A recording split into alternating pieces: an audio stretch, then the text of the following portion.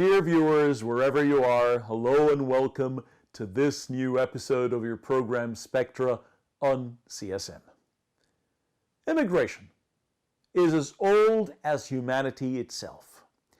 Humans all around the globe, since the dawn of history, have always dreamt of going to a better place, where there will be better economic conditions and better education, a better life for them and their children, or sometimes they would fled and run away from persecution or war, and they look for a safe haven. Nowadays, with a lot of atrocities, a lot of crisis in the fields of economy, in the political fields, etc., etc., we have many unfortunate civil wars happening all around the world. People are looking for immigration possibilities more than ever. Although a lot of people are qualified to apply for immigration, to immigrate to much better countries and much better conditions, unfortunately, many times they never get approved. And one might say, yeah, that's simple, because they're not qualified enough. Well, I beg to differ. Actually, they are fully qualified, but the problem is they were misinformed, or they did not dig enough to find the correct information. Sometimes they were misinformed, either intentionally or unintentionally, by people who had bits and pieces of information. They did not have a comprehensive knowledge of the information, or sometimes they might resort to people who would call themselves to be immigration consultants, but they are not registered ones by the government of Canada. And unfortunately, that's why they might mislead you. To talk in details tonight about immigration to Canada, the latest changes to the immigration system, and to dig deeper and delve deeper into the crypts of immigration to Canada, I'm really delighted tonight to be accompanied by Imad Misak, who is a registered immigration consultant. Imad, thank you very much for joining us tonight. My dear friend Mohammed, thank you very much for your invitation. It's my pleasure being with you. Thank you very much. It's likewise, absolutely. So to start off, can you shed some light, just a general view of the immigration system to Canada? Like, what are the prospects? How many immigrants is Canada expecting to receive in the next year? And we know there's provincial system, a federal system. Just very short summary, and then we can delve more into the details. Canada has a federal immigration plan, and this immigration plan is Canada having for 3 years to welcome 1 million immigrants starting the years 2020 to 2022. And Canada expected to welcome 341,000 immigrants this year. And those immigrants are categorized in 4 sections. There is people coming under the economic sector, under the family unification, refugees, and people with cases with humanitarian cases. So if I go through them very fast, so people coming under the economic sector, almost 200,000 people, like they are representing almost 58% of this amount of people. And people coming in the economic sector, those are coming through the express entry, the provincial nomination, the businessmen, the investors, the entrepreneurs, self-employed, self-starters, all people contributing in the national economy. And let me tell you that the express entry is a very important program, as it's a federal program. So if we go next to section 2, which is the family unification, this is representing about 27% of the total amount or total number, and they are Canada is almost receiving or welcoming 92,000 people a year in this section. Family unification is that people are sponsoring spouses, parents and grandparents, dependent children, all kind of family unification relations. The third section is refugees, and the refugees representing almost 14% of the amount. They are almost around 48 or 49,000 people. And those people are coming from all over the world, not only from our countries. And this refugee number are for people coming through the United Nations, or people are asking for asylum from the Canadian lands, or people already in Canada and need to ask for asylum. And the last sector is the humanitarian cases, which represents almost 1%, almost 3,000 to 4,000 people. So Canada is welcoming this year 341,000 people are distributed among those four categories. Okay, so Canada is a federal country, so we have a federal government, and we have the second level of government is the provincial government. And each province here in Canada and territory, they have the right to, have their own educational system, their own health system, etc., etc. But some of the files are a shared responsibility between the federal government and the provincial government. One of them is immigration. Therefore, there are some provincial systems. So is there a preference, like if I'm applying now for immigration, should I apply for provincial, for federal? Is there like a generic answer, if the term may apply? Is there like a one-size-fits-all? Something that if you are from this background, you should apply for federal or like, provincial? And what is the difference? What is the basic difference between provincial systems and federal systems of immigration? Most immigrants are looking for the better ways to come to Canada. So if we will try to describe each program separately. So let's talk about the federal programs. The federal program mainly is named the Express Entry, which was designed to address the labor market shortage in Canada, in general, in whole Canada, which the employers are facing.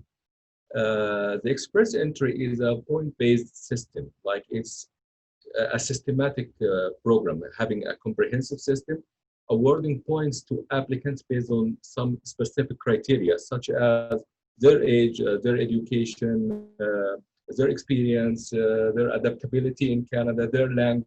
So they have their own criteria to like awarding to those applicants, making the selection process 100% fair, because it's totally automatically calculated and accessible to everyone or every candidate worldwide. The system holds like bi-weekly regular draws. They are making draws every 2 weeks, from which qualified applicants are selected, and through those federal programs they can apply for the or they can get an invitation to apply for the permanent residency. What makes the federal program more appealing is that it's speeding up the whole process. It's very fast, like meaning that you could be on your way to Canada within 6 to 9 months, which is very fast program. The Express Entry having 3 main categories under its name, which is the Federal Skilled Worker, the Federal Skilled Trade, and the Canadian Experience class, plus a portion from the provincial nomination. If we will speak now about the provincial programs, which is related to each province, and it's not a federal program, it's a provincial program. It's like an agreement between the Canadian government and the government of the province, and allowing those provinces and territories to nominate a large number of international candidates with job offers, so for permanent residency. The program was created to promote and locate workforce in the province. Each province has its own criteria based on their needs and their work market needs. And there is like over 60 different categories under the provincial nomination programs. And under those 60 categories, there are more subcategories and different streams for professional workers, and for skilled trade people, and for students, and for people holders of the masters, holders of the PhDs, different streams. So when people asking me what is the difference and would we go through the express entry, the federal program, or go to the provincial nomination, it doesn't work like that. You should go through every different program and evaluate your capabilities, your education, your certificates, your language proficiency, every single point which they can determine which is the most suitable program for you to apply. Okay, so we cannot say that it's one size fits all. It's people need to have profound understanding of the system and dig deeper to know the minor details, because there is no one fixed answer for everyone. And but can we get like maybe a brief idea about what are the most important specialties that Canada is looking for right now? And we will not go into the subgroups, but just the main families of specialties that Canada is looking for, like lawyers, like accountants, like teachers, like doctors, etc. What are the most important categories that Canada is looking for right now, whether federally or provincially? And what steps should I take if I'm interested? In order to answer your question, I need to say that there are different job categories in the Canadian system. They call it the NOC, the Canadian NOC, which is a National Occupational Classification. This NOC classifies the job into 5 categories. Category 0, which is for managerial levels, for people who have the managerial experience or have been working in these positions before. And category A for professionals like doctors, like pharmacists, like engineers, like accountants, like whatever is in a professional position. And category B for skilled trade people, like a little bit more technical work.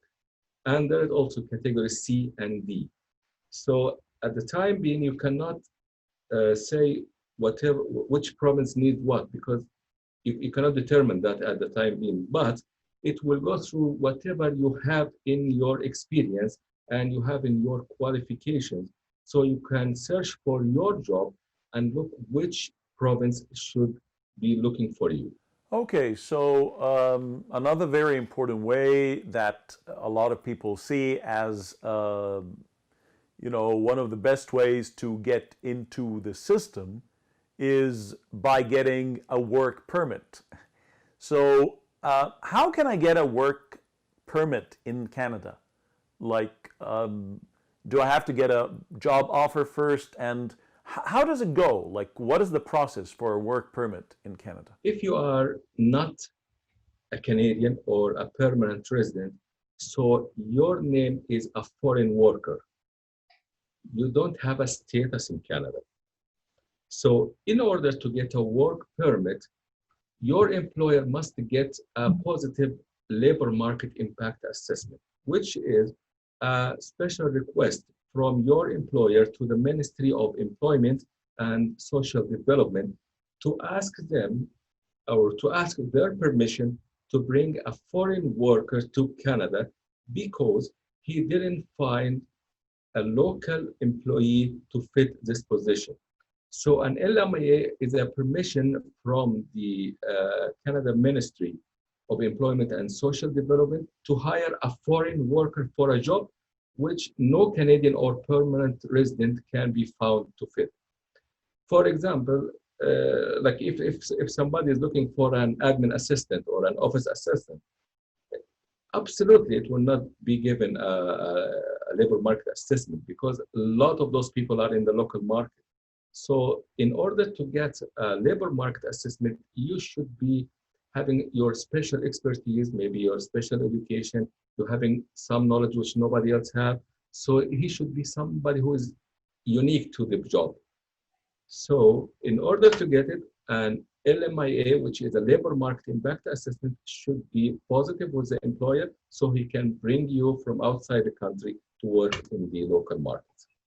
So in order for me to get a work permit as a foreigner, and thereby get a status here in Canada as somebody who's working, I should maybe have a rare specialty, something that is not easily or commonly found, something that cannot be found in the local market. Okay, so given that I received this job offer and now I have a work permit, is the work permit one of the official and legal ways for me to later on get a permanent residency and thereby apply for citizenship? Yes, exactly. If you already, let's assume you already get your work permit and you are working in Canada, the regulations say by Immigration Canada that if you work 1 full year in Canada, which they calculated by 1560 hours per year, which is 1,560 hours. At that time, you are eligible to apply for the permanent resident from within Canada. There is one federal program comes under the express entry named the Canadian Experience Class. This Canadian Experience Class is designed for people who studied in Canada and worked in Canada. Because by studying and working in Canada, you are earning more marks in the comprehensive system. So once you have your work experience in Canada or study experience in Canada, this is gonna evaluate give an advance for your comprehensive system, and your marks would be a little bit higher than other people. So at this point, you can apply for this program and get an invitation to apply for the permanent residency, and from there you go and continue your life as a permanent resident in Canada. Okay, how about if I come here to Canada with a tourist visa, and then after staying in Canada for a while, I really love the culture, I love the environment, I love, the general, sense of life here in Canada, and then I decide I would like to stay here and work here. Is there a possibility of me transforming my tourist visa into a work permit? Is it a straightforward process, or is it a rather complicated matter? Regular circumstances before the COVID, it was very hard to transfer a visit visa to a work permit. And let's assume you already get a work permit, so there's a lot of paperwork you have to do, and also you have to leave the country and re-enter again the country with your work permit. While there is some special news which the Minister of Immigration, Marco Mendicino, already announced like 5 weeks ago. He already announced a new temporary public policy to allow people who are in Canada in a visitor visa to apply for a work permit without having to leave Canada. That is a special policy designed for the employers in Canada who are facing difficulties finding people, because a lot of people left the country during the pandemic and this trouble. So on, I don't remember exactly, on August 24th,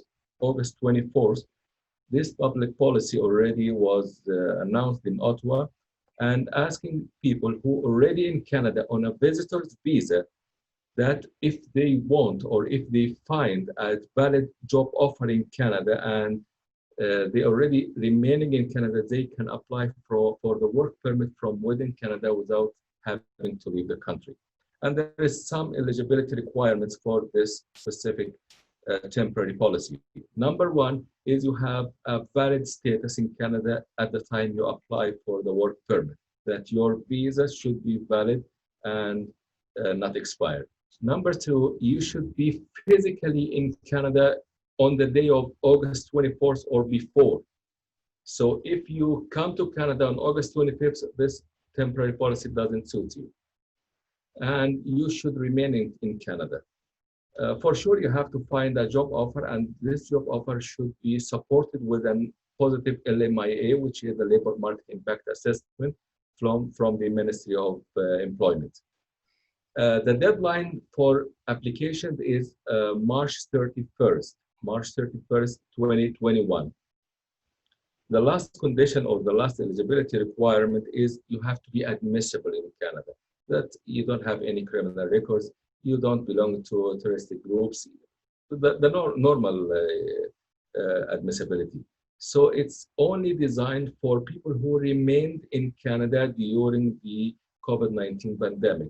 And if you already arrive after this date, so it's not eligible for you. So, from what you're saying, I think that the labor market impact assessment is the main obstacle, the main impediment, really, for me to get a work permit. So, let's say I'm not eligible for this to get a work permit, but I want to stay in Canada, and like Canada has one of the world's best educational institutions, whether like for schools, for universities, or for colleges. What if I want to study in Canada? Can I transform my tourist visa into a study visa? Is that possible? You have two different situations in this question. If you need to study in a university or a community college or any kind of educational institution in Canada for a period less than 6 months, you don't have to do anything. You don't have to apply for a study permit. You don't have to do any paperwork or nothing to do. If your study is less than 6 months, while if you decide to study like a diploma for 2 years or a bachelor for 4 years or 3 years, at this point you have to get a letter of admission from the university or the college, and you have to make some paperwork to change your status from a visitor's visa to a student visa.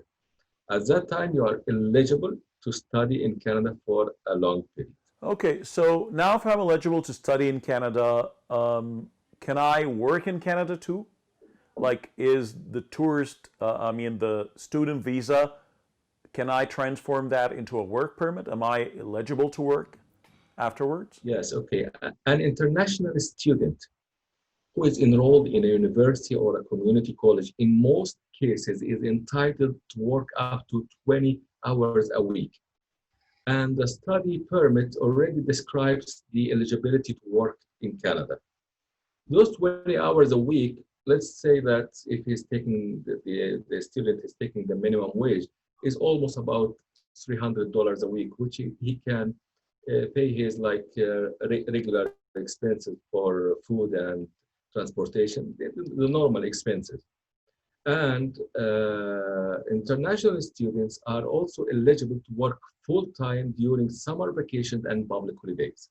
So when he is not studying, when he's in the summer vacation, let's assume it's like 3 months or more, he is totally entitled to work full-time. And most of the international students are working full-time to save money for the next academic year. So that's very normal for students. And they are totally eligible to work into full-time within any employer, any place, whatever they want, unless they are enrolled in a full-time study. How about after graduation? Like once I graduate from a university or college, can I still work in Canada? Can I look for a job offer in Canada after I graduate from school or university? Most of the international students who are enrolled in a full-time study in a university or in a community college are entitled to a postgraduate work permit. This postgraduate work permit, they are eligible to apply for this work permit once they finish their studies successfully and get their credentials. So it is a must to finish their studies successfully in order to apply for the work permit. The work permit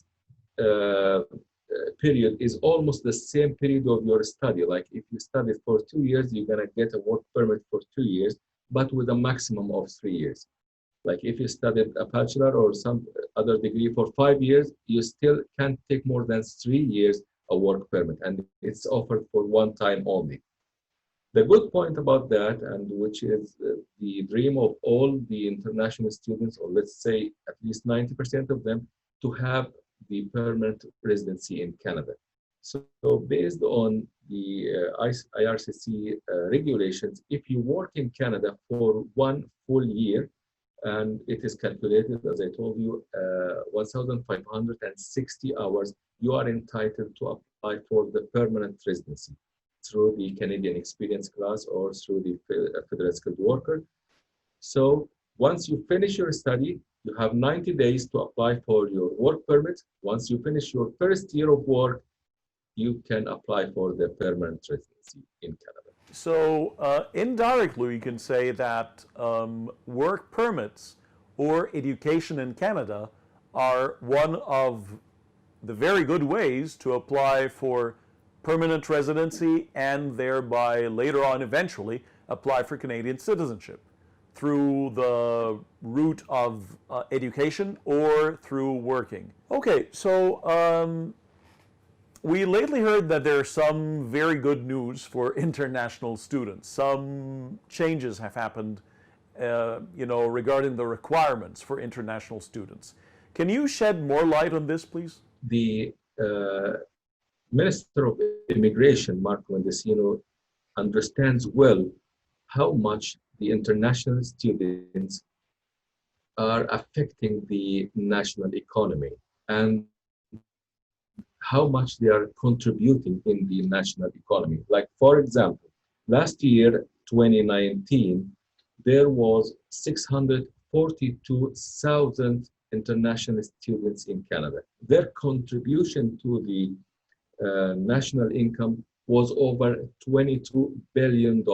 And they helped to sustain over 170,000 jobs. So international students play a big role in the national economy. That's why they are trying to make it easy for students to remain in their studies and everything works normal even during the pandemic. So there was a lot of changes took place in the last 3 months. First of all, regular or in-class international students, now they can study online. And that was such an amazing decision they took. Like, I applied for a university or a college in Canada, and I should be attending in-class studies. I am entitled to study from my home country in my house or with my family. The second thing, that even though they are studying online, they are still eligible for the postgraduate work permit. And postgraduate work permit is never given unless for regular students only. So they consider those students regular students even though they are studying online.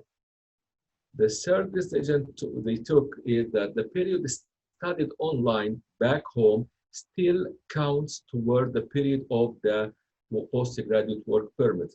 Like, if I am entitled for a 1 year or 2 year postgraduate work permit and I already studied 6 months online, those 6 months online still counts toward my postgraduate work permit, which is such a good idea they are taking.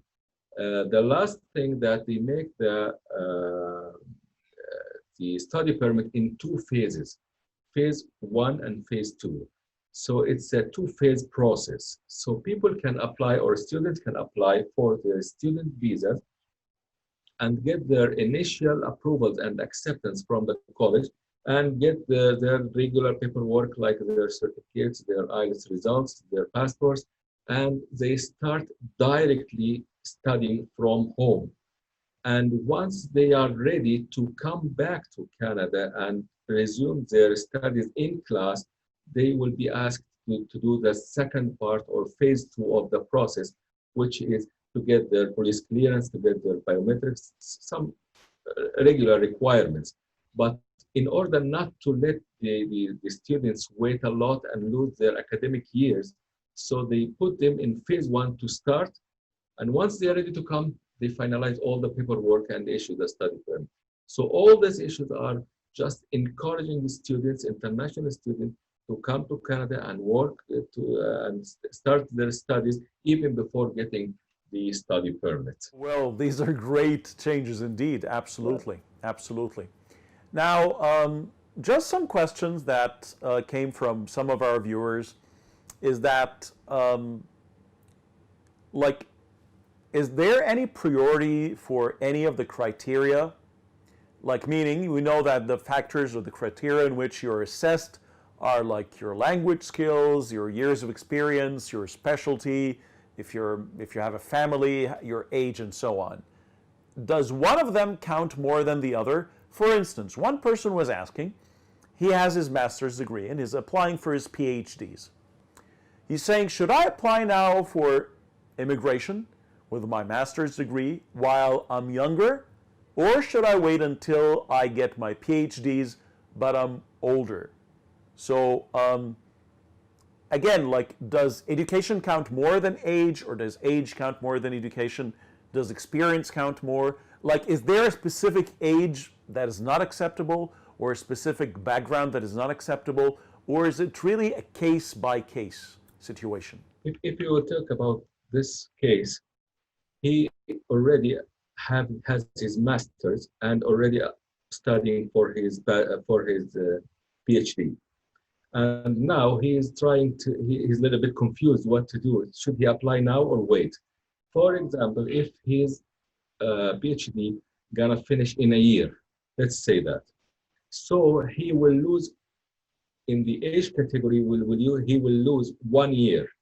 While if he waits until he gets his PhD certificate, he will be entitled for additional 25 more marks, more than what he gets in case he has a master's. So it's a comprehensive system. It's like a calculator. So once he tries to put his information in this comprehensive system, he will find which is the best situation for him. But for sure, if he wait until he gets his PhD, his mark will absolutely getting raised better than getting the comprehensive system now. Okay, we cannot come to the end of this interview without asking about COVID-19. You know, this pandemic that is haunting the world day and night now. And as we're like seeing an increase in numbers too. What is the impact of COVID-19 on the immigration system? Like you mentioned some points about like, like being more lenient, simplifying some things regarding like transfer of a tourist visa into like a work permit, etc., like things for international students, they are able to study in their countries of origin and would still count as, like studying here in Canada. But people are mostly concerned about their files. Like, I have an immigration file with Citizenship, Immigration and Refugees Canada. Are people still, are things still in process? Is there a delay, or is there sort of a temporary halt, complete halt, stop? What is the current situation now with COVID-19? For sure, there is delay in all files, because the already Immigration Canada offices were being closed for maybe the last 6 months. They start gradually to reopen the offices now, but a lot of delay in all files, in the refugees cases, asylum seekers, permanent residence applications, student visas, even the citizenship applications, citizenship exam, the knowledge exam, a lot of delay. Like, for example, there is more than 65,000 people waiting for their citizenship ceremony, and they should have it like 6 months ago. But all of this delay because of the COVID-19. Also, as you know, there is a lot of travel restrictions in Canada since March. And in order to eliminate the spread of COVID-19, Canada put a lot of regulations about people coming to Canada. For example, anybody with a travel or with a visitor's visa cannot come to Canada unless he's an immediate family member to a Canadian or a permanent resident. Like, for example, if I have a visitor's visa, I need to come to Canada, I'm not entitled to come. I'm not allowed. Nobody will let me board an aircraft to come to Canada unless I have my immediate family member. And this immediate family member is maybe the father or mother, spouse, dependent children, something like that. So a lot of restrictions because of the COVID-19, and even delay in most of the applications. And the Minister of Immigration already announced like a week ago that they cannot maintain the processing time for any application, and they cannot even reply people inquiries because they don't have an estimate to give to the people. So because of the whole world is suffering from COVID-19, also Canada is suffering, and there's a lot of delay, but they are now start to schedule people again based on the date of they already applied. So hopefully we'll go through it soon. At the end, like I wouldn't say an advice, but just to recap and like think our minds out, think together. It's very important to resort to the right sources of information. And here we're talking about official sources. So you can go to the Citizenship, Immigration and Refugees Canada site. This is the only site that you can trust. Or resort to an immigration consultant. But here, you must be sure that he or she are registered, because there are hundreds out there who claim to be, immigration consultants, but they are not registered and they can mislead you. But a registered consultant has an update of all the new changes and amendments to the system. They know all the details, and they are monitored by the Canadian government. So if they intentionally misinform you, they can lose their license. So therefore, they're very reliable. And remember, like, there is no specific formula that would allow you to come to Canada or not. It's a whole equation. So you add years of experience to age to, like specialty to knowledge of language. This plus this equals a specific number. If you get this specific number, you may qualify. So you cannot say, okay, I'm the same age as my friend. If he got accepted, I should get accepted. No. You might get the same points in age, but you might get very different points in experience or specialty or language knowledge. And the other way around for all the other different, criteria. So please do not take a decision on your own, and do not take a decision based on other cases. It's a case-by-case scenario. You need to resort to an specialist, specific, registered immigration consultant. Dear viewers, until we meet again, have a beautiful day. Take care.